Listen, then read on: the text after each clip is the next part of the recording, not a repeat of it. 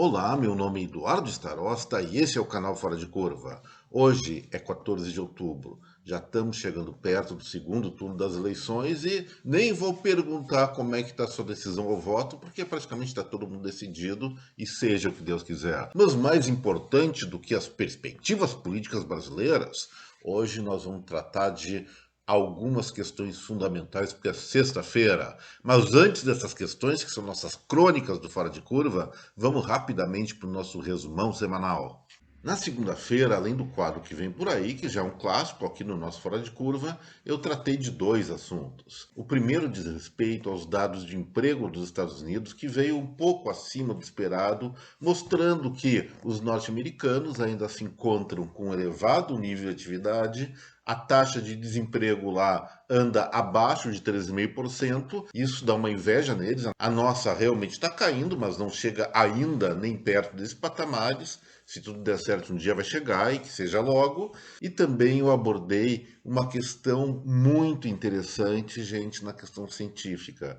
Vocês sabem que a abelha, ela faz dois produtos. Primeiro, o mel para comer e para a gente comer também, e a cera para construir suas colmeias. E em relação a essa cera, tem um verme meio parasita que gosta de comer esse produto. Imagina alguém gostar de comer cera, que mau gosto. Mas o que que acontece? Ele solta uma saliva, essa saliva derrete a cera e ele manda ver para dentro, põe para dentro. A questão é a seguinte, gente. Esse verme que faz tal estrago na colmeia das abelhinhas, tadinha delas, também pode fazer a mesma coisa com o plástico que a gente joga no lixo. Ou seja, a bicharada dá sua cuspida nos plásticos que a gente põe fora, esses plásticos são diluídos naturalmente de uma maneira muito rápida, virando moléculas muito pequenas. E isso pode significar um super avanço num dos mais graves problemas ambientais que nós temos no nosso planeta nos dias atuais. Na terça-feira, abordamos dois assuntos. Primeiro, uma explicação um pouco mais pormenorizada de como ocorre a deflação no Brasil. Setembro foi o terceiro mês seguido que o IPCA do IBGA, o Índice de Preço ao Consumidor Amplo, registrou deflação, ou seja, queda de preços. Eu explico isso de maneira um pouco mais meticulosa e chamo a atenção para mais uma coisa. Eu cito no Fora de Curva de terça-feira alguns jornais e portais de notícias que nós deveríamos estar levando na maior conta, fazendo manchetes mentirosas para enganar seu próprio leitor. Eu estou falando a respeito das notícias que surgiram sobre a questão da inadimplência no Brasil. A Confederação Nacional do Comércio, ela liberou uma informação sobre o número de famílias ou percentual das famílias que têm dívidas. E eu explico ali que tem dívida boa e dívida ruim. Eles associam esse percentual de quase 80% das unidades familiares brasileiras à inadimplência, e isso está errado, isso é uma mentira. Especialmente o portal UOL faz essa manchete maliciosa e enganosa e só vai esclarecer a situação lá no final da matéria, que não é 80% que está inadimplente, 80% é endividado. Quem paga a prestação da casa própria e do carro que está melhorando a sua vida é o endividado. A questão é a seguinte: pagar é um capítulo, tá devendo e não pagar é outro e se chama inadimplência. Isso atinge realmente um percentual preocupante, que é 30% das famílias brasileiras, mas em nenhum lugar é detalhado que nível está essa inadimplência. Por exemplo, se você esquece de pagar a conta da luz por 15 dias, você já vai ser considerado inadimplente.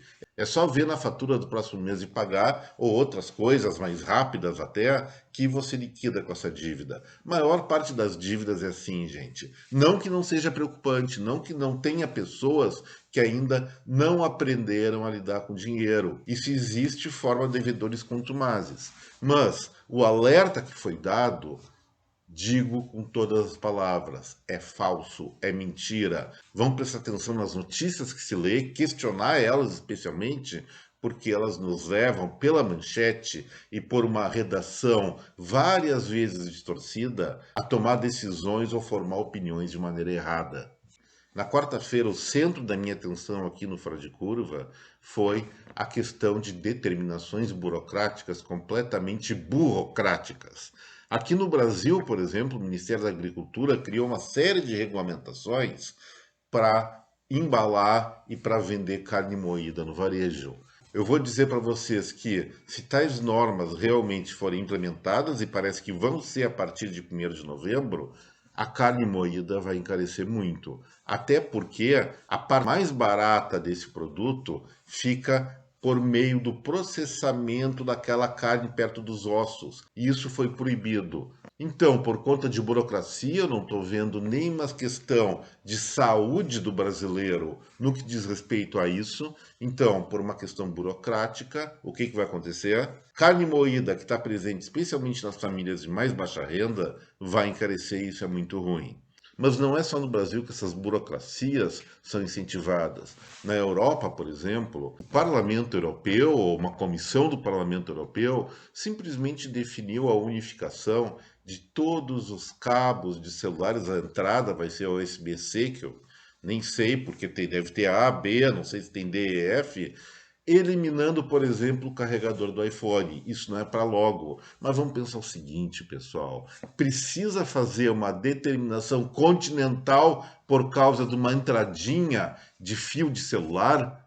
Não é mais fácil simplesmente pegar uma indústria, ou algumas indústrias, e fazer adaptadores em vez de criar regulamentação? E mais ainda, se houver uma evolução tecnológica realmente relevante no âmbito das cargas de baterias, a lei vai estar impedindo a implementação de uma evolução. Então, gente, regulamentação, especialmente excesso de regulamentação, faz um mal danado, não é só para a economia, mas para o dia a dia da vida de cada um. E ontem eu fiz um vídeo que eu considero um dos mais instigantes do Fora de Curva. Pena que ainda não teve pouca audiência. O título dele é Explicação e Cenários para os Conflitos Globais. No vídeo de ontem, de quinta-feira, então, eu trabalho o quê? Eu analiso não só a questão do Brasil no contexto latino-americano, mas os conflitos bélicos, especialmente Rússia e Ucrânia, e as brigas econômicas, aí centrando especialmente em Estados Unidos e China, e analiso onde isso pode acabar elaborando 3 cenários. Então eu recomendo, quem está curioso com o assunto, será que é a Terceira Guerra Mundial? Será que é o isolamento continental de alguns países? Ou de blocos econômicos? Ou alguma outra coisa a mais? Quem está curioso sobre isso, eu simplesmente recomendo. Dá uma olhada no vídeo, acho que você vai gostar, ou pelo menos vai se sentir provocado a pensar sobre o assunto também, porque nós estamos, nesse exato momento, outubro de 2022, numa das maiores encruzilhadas históricas da humanidade. E é bom ter consciência disso e ver quais são as possibilidades de futuro. E sobre hoje, gente, o que eu vou falar? Saiu um dado muito interessante e positivo. Já que é sexta-feira, vamos falar de coisa boa. A Associação Brasileira de Supermercados fez um levantamento sobre o consumo das famílias, evidentemente, nos seus estabelecimentos. E eles mediram que, de agosto último, ou seja, agosto de 2022, frente ao mesmo mês de 2021, o consumo das famílias cresceu nada menos do que 7,23%. Lógico que nós podemos considerar que, naquele momento de 2021, o emprego ainda estava um pouco deprimido, as taxas de desemprego começaram a cair de maneira mais intensiva a partir do último trimestre do ano passado, mas mesmo assim é uma excelente notícia. E o que causou esse aumento do consumo?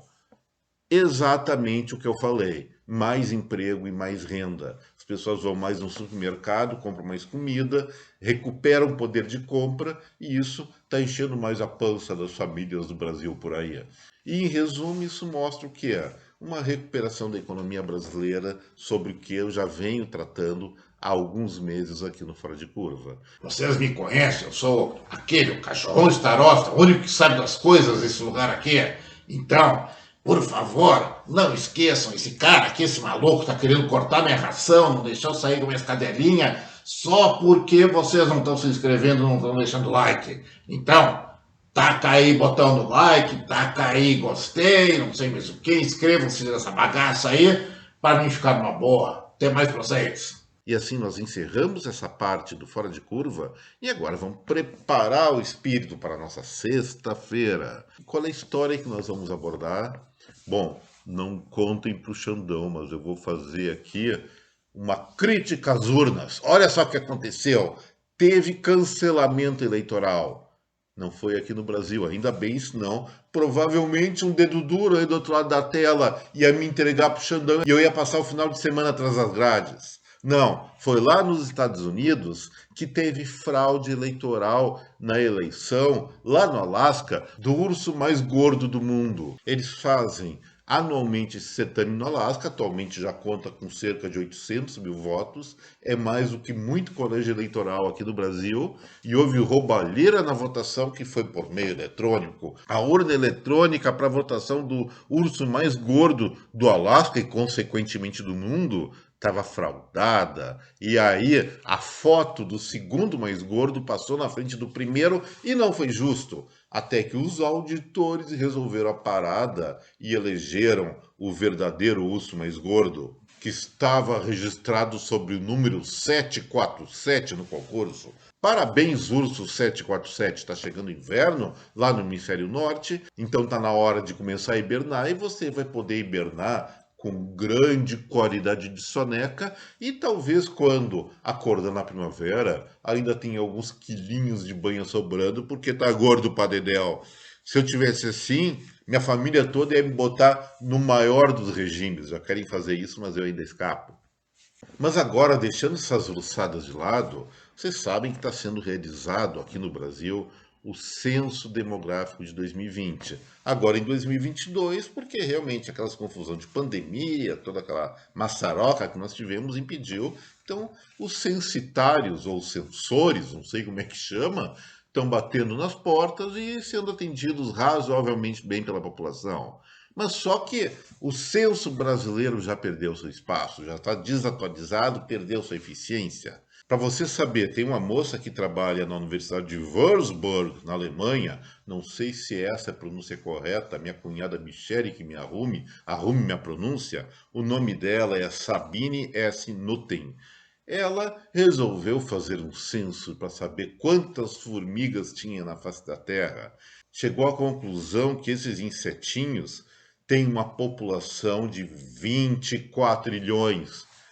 Eu pergunto como é que essa mulher conseguiu contar dedo a dedo 24 trilhões de formigas, sendo que essa contagem dela supera entre 2 e 20 vezes a contagem anterior. Será que as formiguinhas andam mais animadas e se multiplicando de maneira muito mais rápida aqui no nosso planetinha? Vamos tomar cuidado com isso, porque com 24 trilhões daqueles antenosos, o que vai ser de nós? Será que as nossas casas, o mundo inteiro vai virar um imenso formigueiro? Formigueiro humano eu já sabia que era, mas formigueiro de formiga para mim é novidade. E aí, gente, vamos sair da Alemanha, vamos para o Reino Unido e falar sobre cachorrada. Vocês conhecem um pouquinho o cachorrão Starosta tá aí, um cara meio sádico, vive me enchendo o saco. Vou colocar ele ainda na carrocinha para fazer sabão, mas aconteceu lá em Londres, uma britânica chamada Amanda Gomo, 51 aninhos. Ela gosta muito do seu cachorro Chihuahua e dorme junto com ele. Coisa fofa, né? Proteção animal é tudo. Só que esse Chihuahua é meio sacana também. Ele estava de saco cheio, vai ver que a tal da Amanda se abraçou nele para dormir. O Chihuahua é um cachorro muito pequenininho. Ele ficou irritado e fez caquinha na cara dela. Fez cocô. Cagou na cara da véia, cagou na cara da dona. Sabe o que aconteceu? Esse cocô, como qualquer cocô do mundo, tem os vermes fecais e eles gostaram muito mais da pele da britânica do que das fezes do bichinho. Resultado, gente, a moça ficou doente e teve que ir para o hospital para se tratar. Por quê? O cocô, além de ir para a cara dela, foi para a boca. O sabor que ela sentiu deve ter sido maravilhoso, não acham? E aí, já que estamos falando em cocô, já passou o nojo de todo mundo, temos que entrar para a área da flatulência, os puns. E aí tem normas de etiqueta muito rígidas. Você já fez algum pum barulhento em ambiente social? Só se escapou, né? Normalmente a gente ou se retira para um cantinho ou tenta fazer com que ele seja o famoso pum mudo. Na Nova Zelândia isso virou lei. E virou lei não para as pessoas, virou lei para as vacas que peidam no campo. Simplesmente a primeira-ministra de lá, ela é bem bonitinha até, mas eu prefiro a da Finlândia, sou fiel às minhas líderes. O nome dela é Jacinda Ardern. Ela resolveu aprovar uma lei no parlamento neozelandês taxando os fazendeiros pecuaristas pelos puns que as vacas fazem, porque isso é o pior problema ambiental da Nova Zelândia. Como é que vai ser essa taxação, pessoal? E o que os fazendeiros neozelandeses vão pensar a respeito disso? Certamente não estão gostando e vão ter que dar um luftal para suas vacas peidarem menos. O que será que eles vão fazer? Só sei que não sei como eles vão tratar da situação. Mas essa é uma oportunidade para o Brasil aumentar suas exportações de carne bovina, se não houver um maluco aqui no Brasil que também queira colocar essa mesma lei para os nossos pecuaristas. Então vão ganhar um dinheirinho com a maluquice alheia, né? Mas a Jacinda até que é bonitinha. E agora, vamos sair do reino animal, que está tendo muita treta por lá, e vamos falar um pouquinho de arte. Certamente a maior parte dos espectadores do Fora de Curva ouviu falar e já viu obras do Vincent van Gogh, um pintor fantástico, e um dos quadros dele, permanente exposto na galeria do Museu de Londres, é o famoso Sunflowers. E aí, as pessoas vão lá, vão olhar o quadro, se admirar, mas tem alguns malucos que querem fazer coisa mais maluca que a maluquice da cabeça deles. Duas ativistas de um movimento chamado Just Stop Oil jogaram, sabe o que? Sopa de tomate, 2 latas de sopa de tomate no pobre do quadro do Van Gogh. Acabaram com a moldura, parece que a pintura em si foi preservada, mas cilindró para elas. Mas aí eu pergunto, o que tem a ver o quadro do Van Gogh com os pleitos de parar o óleo que elas estão defendendo? Será que é porque essa pintura foi feita com tinta a óleo? Mas, pô, já faz mais de 2 séculos que ela foi feita e ninguém tinha consciência que esse tipo de produto poderia causar dano ambiental. Então, realmente, as pessoas inventam algumas teses completamente estapafúrdias. Não sei se acreditam nelas ou querem ter seus 15 minutos de fama, que normalmente acaba num tempo muito maior de cilindró. Cadeia para elas! E agora, para finalizar o Fora de Curva, vamos falar sobre automóvel? Vamos falar mal da Ford. Ainda estou meio pé da vida, é verdade, porque essa indústria traiu nós brasileiros a nos abandonar um grande mercado de veículos. Deram aquela desculpa lá de que queriam focar mais em carro elétrico, de maior valor agregado, mas muitas pessoas, muitos amigos meus, muitos brasileiros ficaram assim órfãos dos carros da Ford. Quando essa empresa saiu do Brasil, ela tinha, não era muito perto do que já foi, tinha um pouco menos de 7% do mercado nacional de veículos, agora está amargando menos de 1,5%, bem feito. Mas eles estão enfrentando problemas, como toda a indústria automobilística. Poxa, muitas vezes aqui eu já falei do problema dos semicondutores no processo de produção dos veículos atuais, porque eles são muito carregados, tem muita tecnologia embarcada. Mas na Ford a questão foi pior. Sabe o que está faltando para eles? Não é semicondutores, uma coisa muito mais importante. Está faltando logotipo para botar na frente do carro para dizer que o Ford é o Ford.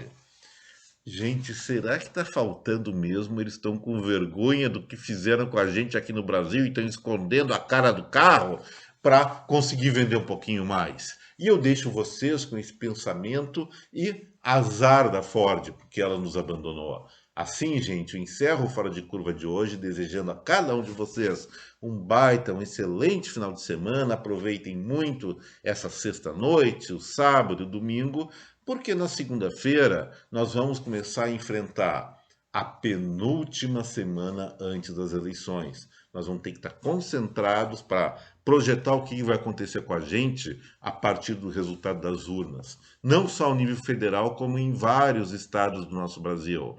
Então, descansem, relaxem, recarreguem as baterias, porque a partir de segunda-feira a treta vai estar muito mais intensa e nós vamos precisar de muito mais força, muito mais paciência e muito mais saco para acompanhar esses debates políticos.